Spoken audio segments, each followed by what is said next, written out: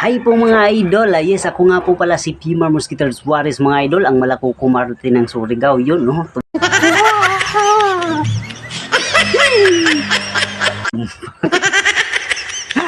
So for today's video nga po pala mga idol, may ipiplex po ako sa inyo. Ito mga idol, nakita ko sa ibang channel dun sa, tawag dun sa TokTok na channel, oo.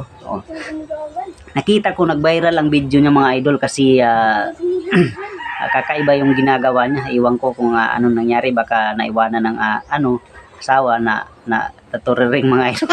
Ayan po mga idol. Pero inyo umabot ang views nito ng 3 billion. 3 billion. Wow! So yun po mga idol, no. Tara, tingnan natin kung ano po yung ginagawa niya.